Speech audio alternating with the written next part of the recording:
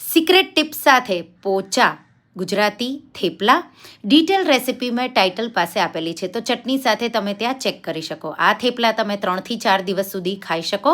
તો સફર કરવાના હોય તો અગાઉથી બનાવી અને તમે લઈ જઈ શકો. થોડા તેલમાં આદુ મરચાં સાથે હિંગ ઉમેરી સાતળી લઈશું. એમાં મેથીના પાન ઉમેરી એને પણ સાતળી લઈશું.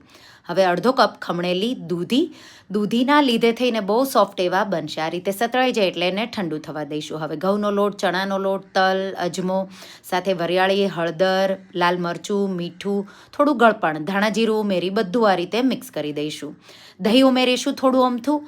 તેલનું મોણ આપણે નહીં ઉમેરીએ. આ રીતે તેલ આપણે જે સાતળ્યો એમાં જ આવી ગયું છે. અને પછી આ રીતે સોફ્ટ એવો લોટ બાંધી ઢાંકી 10 મિનિટ જેવો રેસ્ટ થવા દઈશું. સોફ્ટ એવો લોટ રાખવાનો એટલે થેપલા બહુ સોફ્ટ થશે.